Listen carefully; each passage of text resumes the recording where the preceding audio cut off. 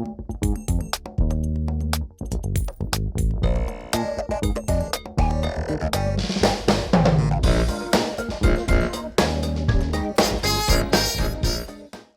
right, how's everybody doing? Welcome to Thursday. Hopefully everybody's doing good. I'm Mike Jeffers, Chicago Jazz Magazine, chicagojazz.com, and of course you are watching Chicago Music Revealed, and this is episode 43. Yes, we have been doing this for the majority of the wonderful stay-at-home order here in Chicago and around the world for the most part. Welcome to everyone watching all over the city. Of course, I've got the show is also streaming live on Chicago Jazz Magazine Facebook page, Chicago Music Revealed Facebook page, the Music Guide, and a few other platforms. But I appreciate everyone commenting, everyone liking, and of course, as I always say, if you like what you're hearing, please share it. Please tell your friends, tell your neighbors, call the grandkids. We're here every day at 6 p.m.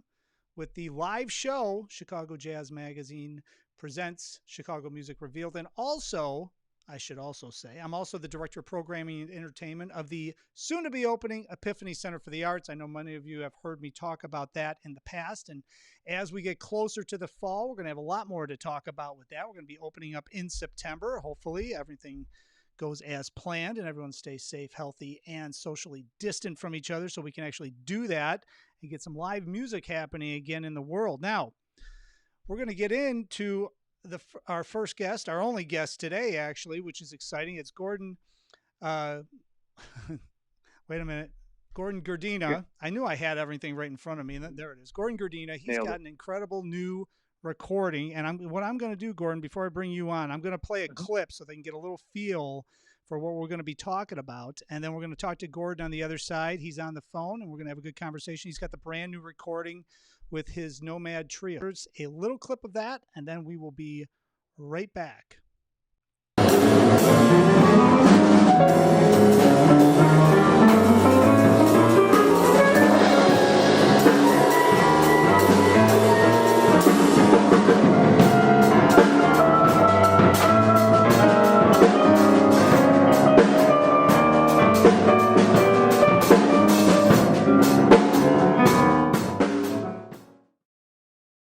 All right, so that gave you a little bit of a taste of what we're going to be talking about here. Gordon, how are you, man? Thanks for jumping on today. I'm doing great. Thanks for having me. Oh, definitely. You know, we talked a little bit before you came on, and, you know, we could talk about your career for probably a couple hours. So we're not going to do that specifically. The first thing we're going to do, we're going to talk about this new recording. And the recording, it came out in January, I think I'm correct, right? Yeah, that's right. And this is the Nomad Trio, and I love the premise behind it because you named it the trio and the recording because of the lifestyle of a typical touring musician. It's nomadic, obviously. It's true. Yeah, it was. I mean, getting that band together is a feat, and it's on its own. So it kind of seemed fitting, Talk a little bit about. I was going to say, talk a little bit about that because I think a lot of people that are watching this might be casual music fans, so they might not understand the feat that it takes to actually get three incredibly busy working musicians together to actually do a tour, let alone record something. Yeah, like this. Basically what happened for that is we did a tour and then we did the recording, and it was for that whole year. I had 10 days that Matt could do. And then it just lined up with, I think it was 7 days that Jim could do. And he literally, like, the night before we met in Montana, he was, I think he was in Chicago right before. I can't remember where he was. But he had something lined up the day before. The day we finished the recording studio, he left that night. And then he had something the next morning. So it was like, it lined up like to the minute almost, fact that we, when we could get together. So basically I just find times where we can link up, and then I just, book as many shows as I can in that time, and then go from there. So, I mean, right now everybody's free, but yeah, right. Yeah. Everybody's got lots of time, unfortunately. Yeah, exactly. Talk a little bit about this, because looking over the tune selections and looking over the repertoire, now you wrote all of the compositions on this, from what I gathered, and the premise behind it is that I thought it was really interesting because your you're talking about, you know, obviously 3 working musicians, so you're nomadic, but then you're also talking about different places and different settings and different atmospheres that you're in Mhm. from all your travels, and that's how you came up with the concept of some of the repertoire. Yeah, I mean, I feel like place ends up having a lot to do with how I am, like where I'm writing and how I'm writing, just randomly almost, just because you know, I've got to fit things in and do them wherever I am. If I get a minute on the road, that's kind of where I do something, and then where I am kind of reflects that. So a lot of the writing comes out of one necessity because something needs to get done, but then two, also having some space and some time, you know, and that often happens when I'm on the road or in between things or on vacation even sometimes.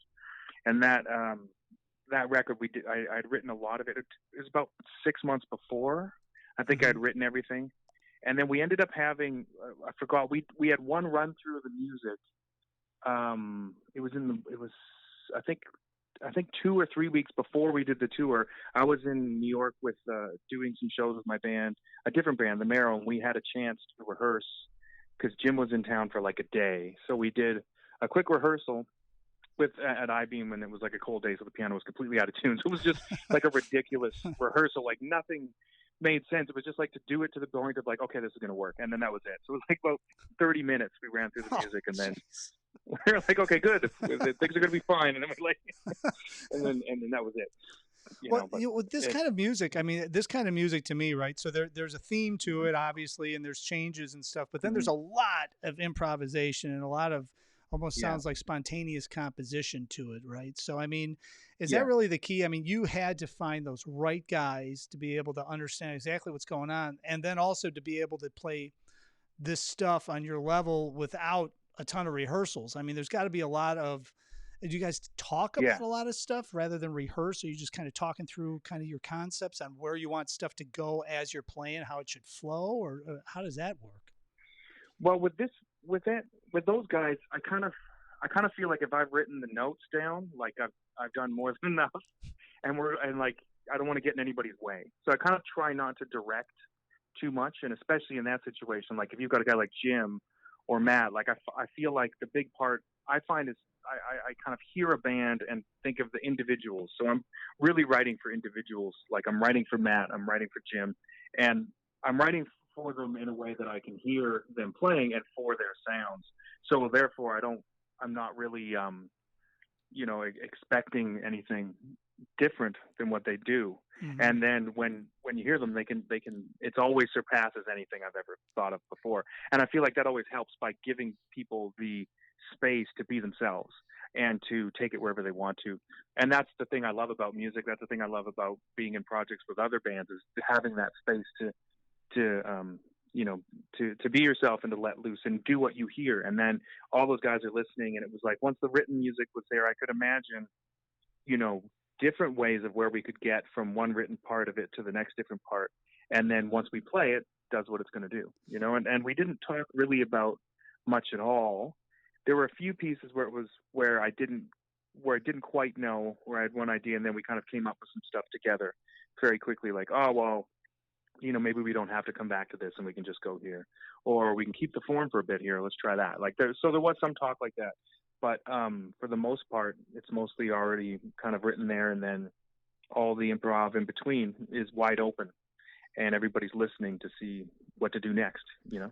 Well, that's the interesting part about this too, I think. And I love the fact that you actually tour and then you record, because you know, especially with this style of music, right? I mean, when you're doing this stuff, it's got to be like, you know, apples to oranges from the time you start playing the gigs and start doing the tour to the end.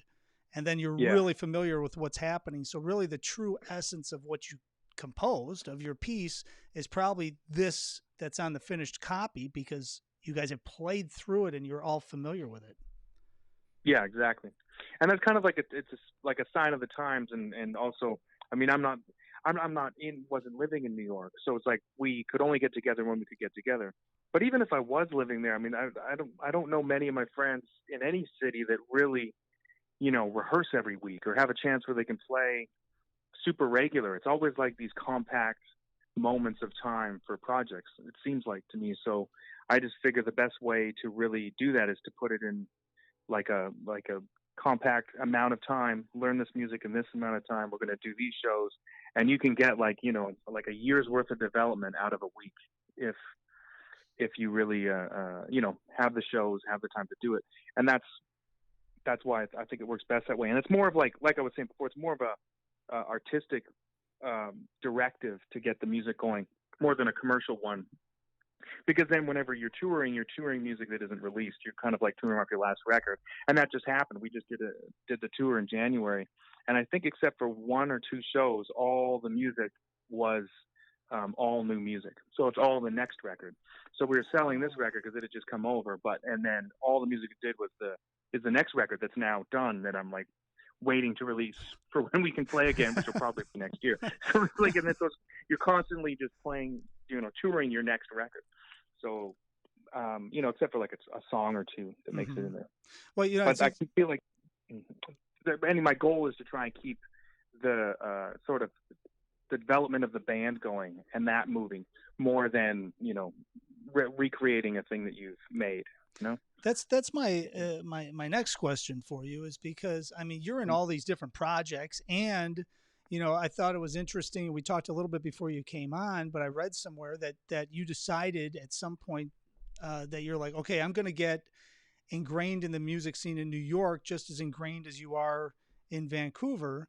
And how did I mean, it's got to be really important for you to keep groups working in order for them to stay on top of what's happening and stay on top of the tunes and all that stuff too, right? I mean, that's a natural progression for any creative person, is to constantly keep with some of the same people so you can continue to grow together, and then that's where the best creativity comes out of it.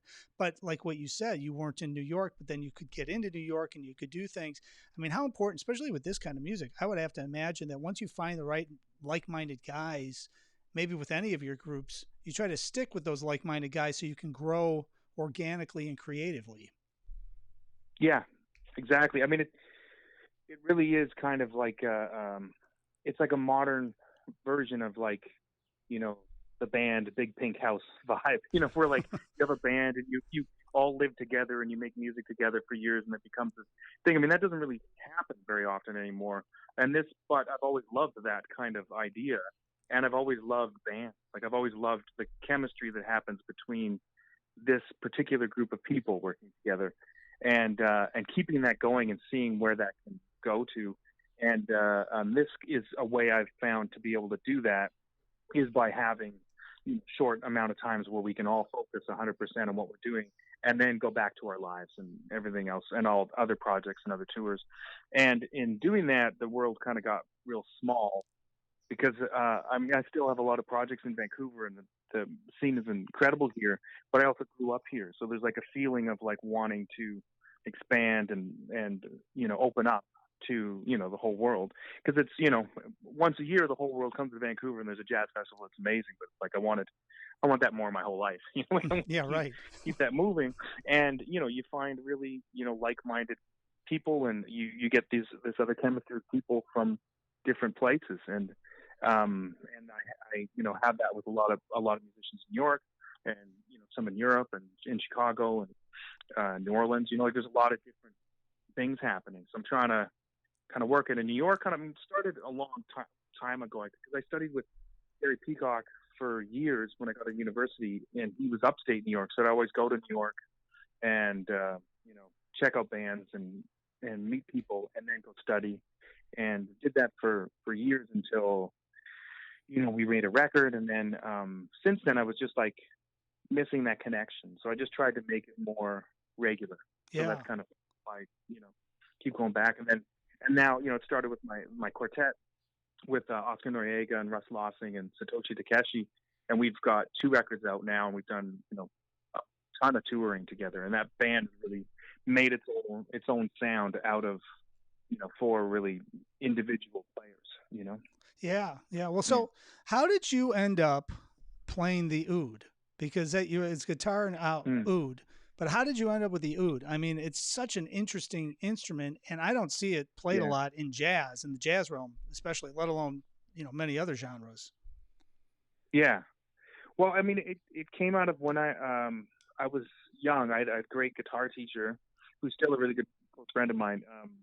Who when I was about 13, I think he was always bringing me records of new things. There was a different, like whatever I was into, he was bringing me something else too. So I was listening to a lot of jazz music, a lot of blues music I was really into, and he was hearing me. I was playing slide at the time. I was 13, and it was like, like I think it was like 2 weeks I was into slide guitar, but I was doing this when I was like 13, and he brought me this Vishwa Mohan Bhatt record with Simone Shaheen, and they're playing duo. I think it's a trio on part of the record, and it's called Sultana.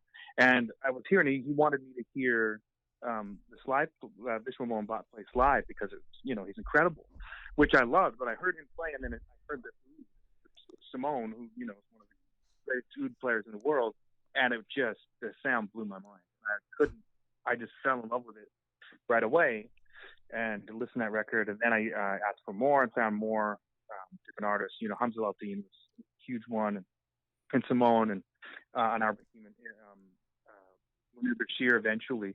And then I was just listening to it, and I was just listening to oud basically specifically, and then Arabic music started to get in there, more ensemble oud music, or ensemble Arabic music, I should say. And then when I got into university, I said looked on eBay and found an oud, because I didn't even know where to get one. Vancouver suburbs, there's not a big Arabic population here. There's not a lot of Arabic music at all. And then I got an oud, and then came on like about 2 months after I had it. I started a band with my friends, and then my friend got a business card at his music shop, and it said Sirwan Yamoki Oud Virtuoso. So he goes, so he gave it to me, and I called him, and then I started taking lessons, and he's an incredible oud player and poet, who was my teacher, Sirwan, and he was an amazing Iraqi musician, and he played with Jamil Bashir, and is an amazing musician. So I learned a lot from him, and then I started studying after that, more like formally, really getting into the instrument. And it was, I always kind of wanted sound in relation to improv and everything I was doing. But then I was playing with a lot of Persian musicians and Indian musicians. We had a band called Sangha, which was Arabic, Persian, Indian music, but all our own compositions. So that kind of just developed from there. And I was playing in a lot of Persian ensembles, and then also started my own bands and playing a lot of Arabic music, and got more into the repertoire, and then tried to I'm trying to study it as seriously as I can. And then, but with also, taking into account my, all the other interests that I have, has sort of created my own kind of voice on the instrument that isn't, purely traditional. Well, I've got to believe, because man, you just covered a lot of ground, which is incredible. And I have to believe that all of these different people that you studied with, Gary Peacock, but then also the oud master that you were talking about, and all of the different styles of music that you were exposed to. That's a gigantic realm of different styles of music, and the way people think about different styles of music and how they interpret different styles of music. Now, when I'm talking to you, and then I'm thinking back about what I was hearing with this new recording, all of that comes out in your playing, because, all of the music that you've listened to is obviously part of you, and that comes out as your voice. So really, how much has that really expanded the way you think about it? Because if you were just a straight ahead jazz player or a straight ahead whatever player, you probably wouldn't be thinking about stuff or even composing anywhere near what you're doing now, because your mind is so much more open to all the different rhythms and all the different harmonics. Yeah. It's basically just, it's what you're exposed to, and then also how you like your personality. I've always thought this, and and think about people are always like, how do you find your voice, or who are you? Right. And it's like you can't like, these are things you can't define. They're things you are. They're not things you go to. So it's kind of like you can't hide your personality for long. And I feel like all that stuff comes out when you play. So I feel like it's like, for years I wanted to be Jim Hall and Bill Evans.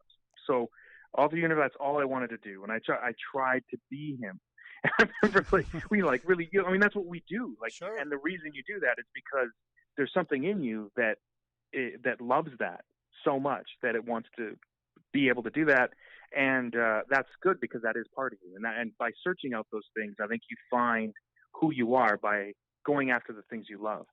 And I never really bought into the academic principles that were kind of getting shoved in my throat about, like, you got to be systematic, start at the beginning and move here. It's like, well, nothing ever runs in a straight line. I mean, I think I kind of always tried to use what I loved and what really touched me and what I really wanted and felt. That's what I wanted to study, and that's what I wanted to get into. So I remember having this, and I was like, I want to be Jim Hall because he's the greatest, right? Yeah, right. And then and Bill Evans. I mean, Jesus. So I was trying to do that. I remember I had this one. I was at Western Washington University. I was studying, and this guitar guy came in, was an amazing bebop guitar player, and we sat down to have our private lesson for the first time. And he goes, "Let's play a tune." So we start playing a tune, and we finish it. The first thing he says to me is, he goes, "Well, it's obvious you're not going to be a guitar player like Jim Hall or something like that. You're going to have your own." And I was like completely crushed. But it was like he could tell in a second, like, there are aspects of his music that I love and that come out, but it's like it's also like what you are is blatantly obvious. So it's like you can't really get away from it. You just I think you have to embrace it and go for these things. And it's then you whatever it is that you are and you love, you become that. And that's what I've been always trying to do, and just haven't.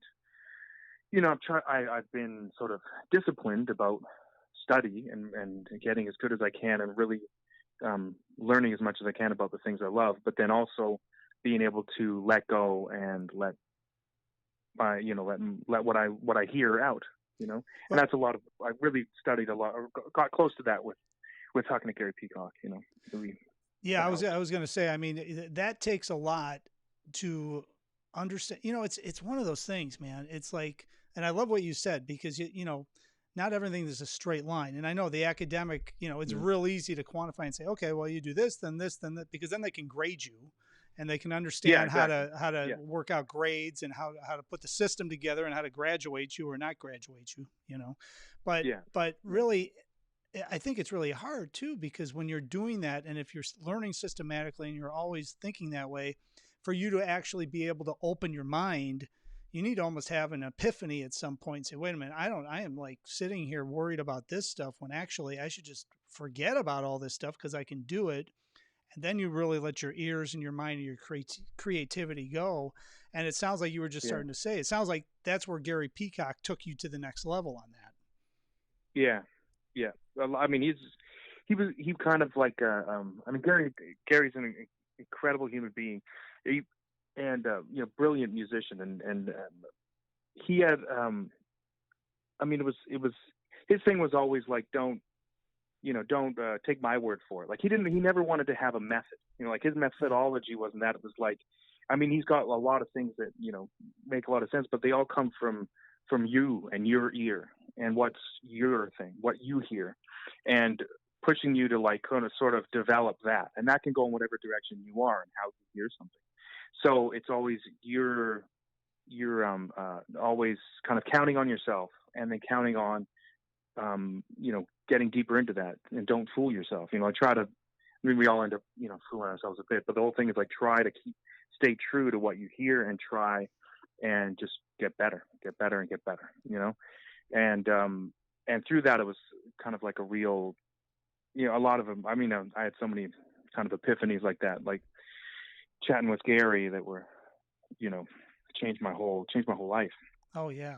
Well, I can only imagine. And then can only imagine that. Yeah, and then I also I studied with Tim Byrne a bit, and one of the main things I remember like really getting from him was he's like, well, I just do what's I find that right, and like make what's logical to me, and it's like, yeah, there's like this sense of logic that you can have and develop from yourself, and it's like, it's okay. And it felt like this huge relief a lot after talking with this, like that I can just trust that, and just trust my own logic and follow that, and then see what happens. And then that's led to a lot of freedom and open doors for myself. Oh yeah. And I kind of feel like that.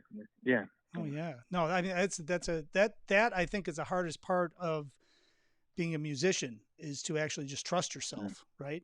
You trust Yeah. yourself and understand, hey, I can do this, no problem. I think that's the biggest. Once somebody crosses that hurdle, as you have, then the sky's the limit. And I think that's the struggle, right, with a lot of younger musicians. They're trying to get to that point where they actually trust and are confident in what they're doing, and can Mm. get to that next level. So, we're talking to Gordon Grdina. He's got the brand new recording out. The Nomad Trio, Gordon Grdina's Nomad Trio, and I believe the name of the recording is Nomad.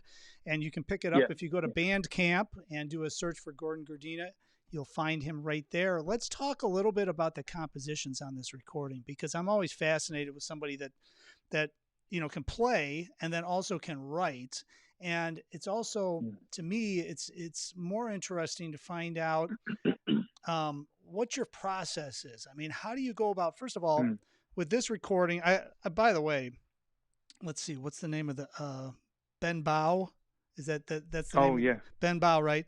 And it's about a Northern California hotel, and it reminded you of the Overlook Hotel in The Shining, one of my favorite Yeah. movies, by the way. So Yeah. Yeah. that caught my eye, and I love that the tune sounds, just like that. So Um, how do you come up? Do you start with a theme and then write melody and then write harmony, or is it just all come to you, or what's your process? well,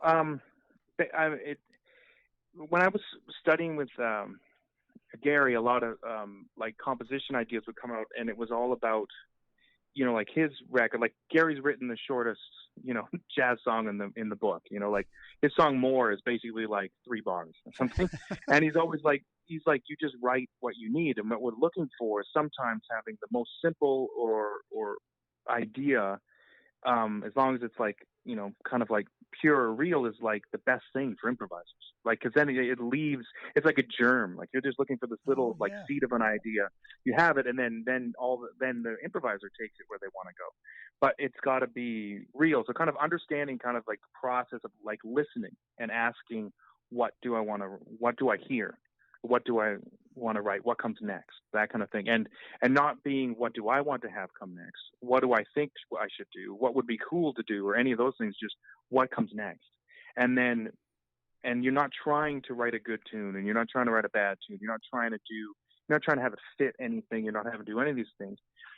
And that comes up. So when I was trying to get closer to that process and really hearing from hearing from your inner ear, you hear, and then writing. And I try to do all of it away from my instrument, so it's not influenced by, your fingers, kind of thing. Right. Although Yeah. sometimes, I mean, I've also had times where you just like improvise, and then there's the song, and then Mm-hmm. you write it down. So it's always like a bunch of different things, but mainly it's coming down to asking those questions. And then when it's for a band, often I would just be like, just imagine those guys sitting there. What would that sound like? And then just think, okay, what would this sound like? And then hearing something and writing that down, and then like, okay, well, what could happen after that? And then moving in that direction. And then often it would come where I'd have a like an idea, which would be somewhat of a short idea, and often I would leave that, and then that would be the improv.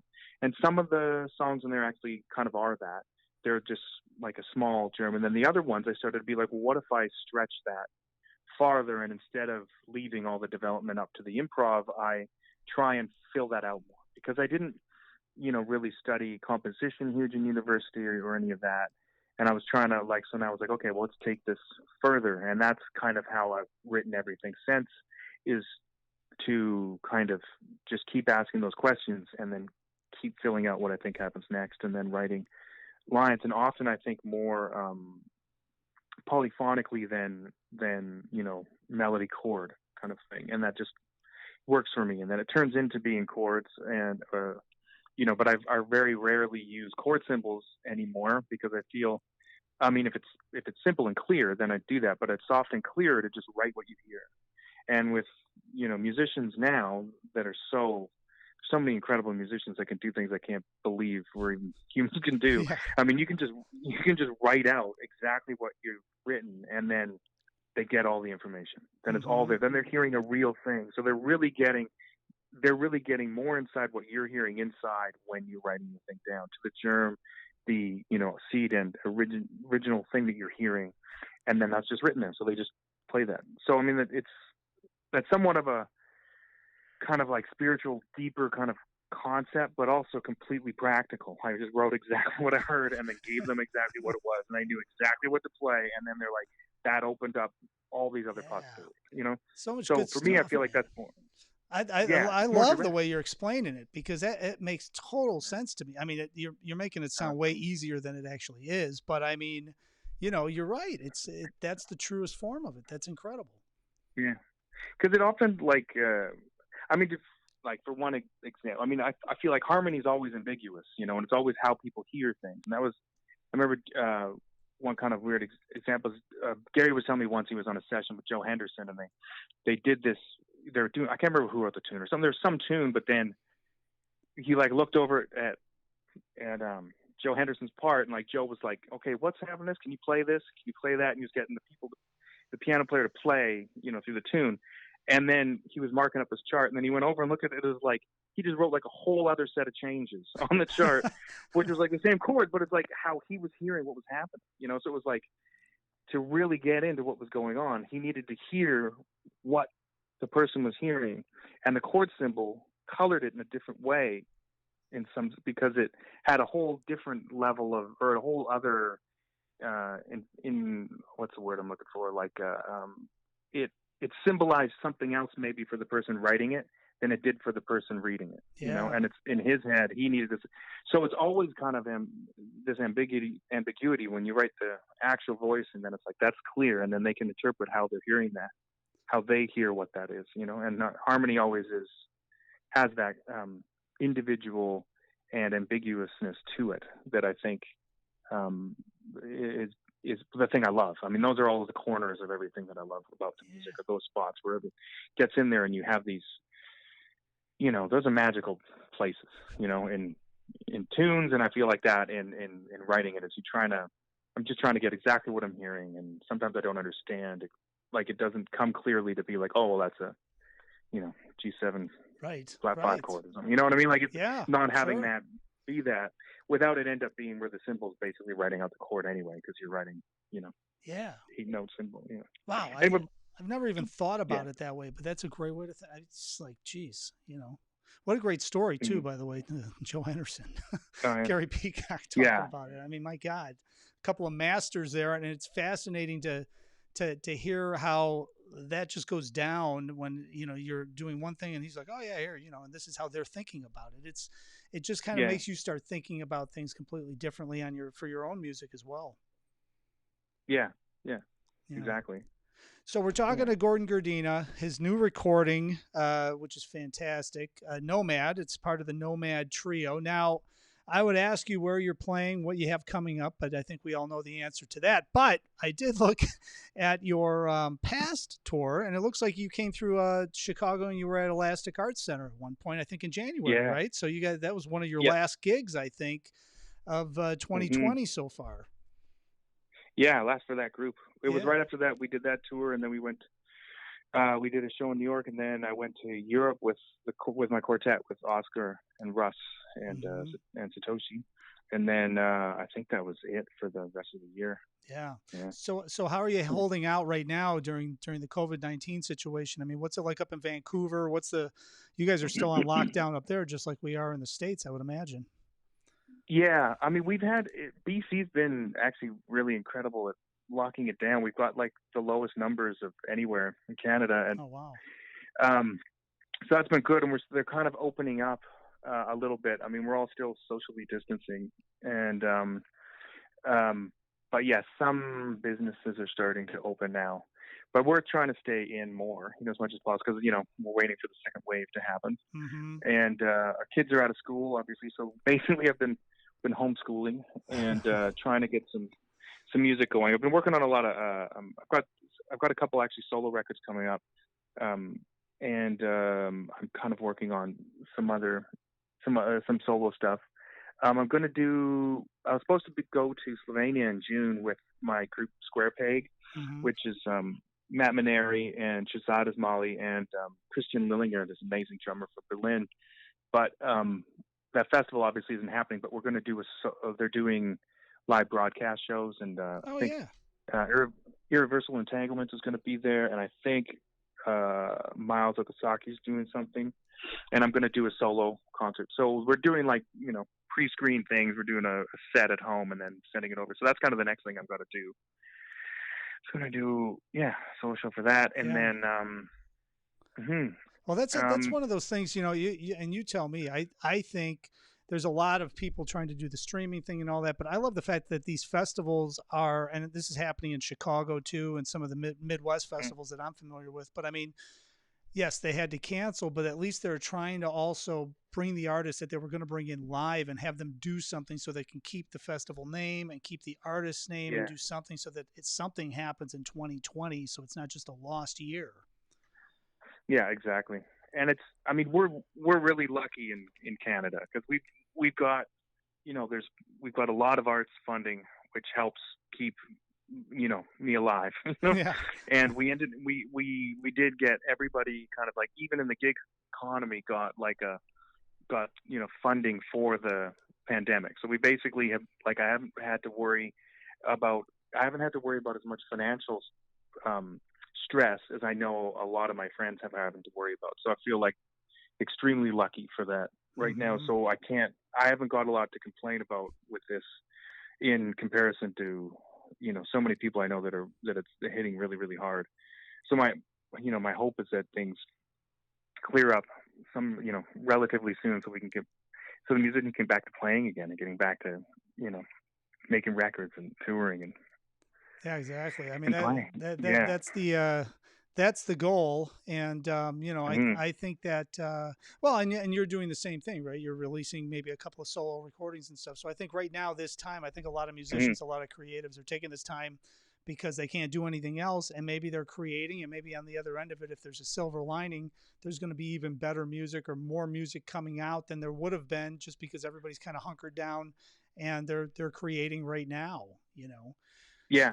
It's definitely been it kind of goes between people I know being like, man, it's been good to have a break. Like a lot of people that have been going so hard. And I feel like that personally too, where you're just like, you're in the rat race. You're just trying to keep going. You're paddling and just keeping the machine going. And then this is giving you a chance to like look back and maybe get some time to play on your own, practice, kind of live life a little bit, have a little bit of breathing room. There's been for a lot, because sometimes it gets really hectic. So that's kind of like a silver lining for sure. Yeah. Well, Gordon, it's been a pleasure talking to you. I'm glad we are connected. And, the next time you have anything coming out, be sure to hit me up so that we can have you back on the show. I'm going to encourage everybody to go to Bandcamp, look up Gordon Grdina, and check out the new recording, Nomad, and the Nomad Trio. It's really interesting. I can't even describe it because there's a lot of different styles happening in there, but it was, the clips that I listened to, and I'm going to go consume the whole recording now later on tonight and just really get into it, because I feel like it's the kind of recording that if you sit down and listen to it, your mind can go places, and you can just get really deep into the music and hear all the layers, all the textures, and all of the back and forth and improvisational themes throughout the entire album. So I need to sit and focus, and luckily there's no clubs to go to, so I have plenty of time to do that later on tonight. So thanks for being on the show, man. I really appreciate you taking some time. Yeah, thank you. Thanks so much for having me. Oh, definitely. Great. All right, stay safe. We'll talk soon. Thanks. Sounds good. Great. Thank you. Bye-bye.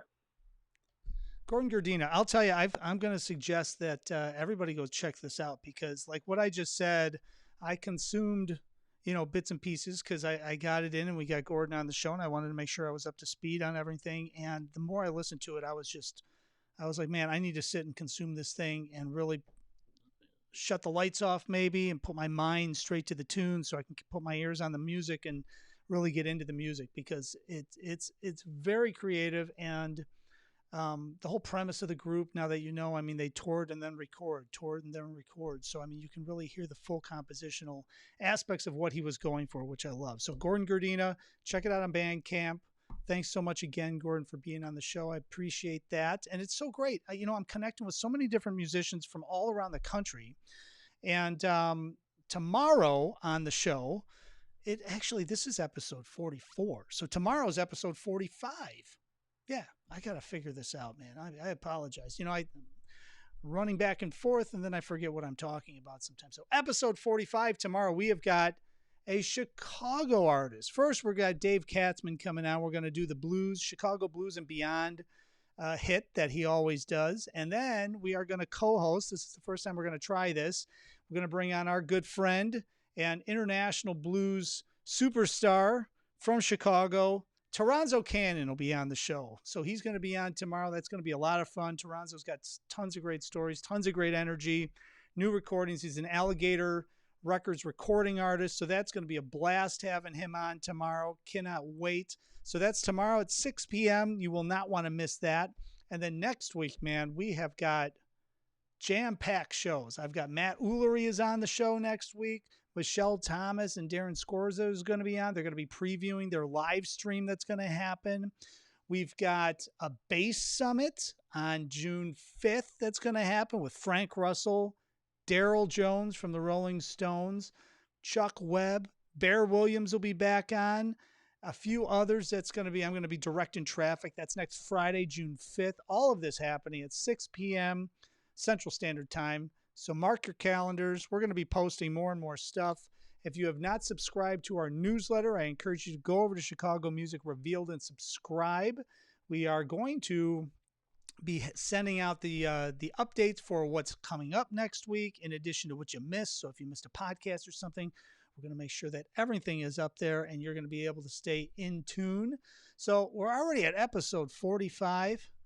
Man, it's been a heck of a couple of months here, hasn't it? Man, oh man. Hopefully everybody's staying safe. Everybody's staying healthy. And I will see you tomorrow as always. As I always say, if you like this show, please share it. Please tell a friend. Please tell a neighbor. Call the grandkids.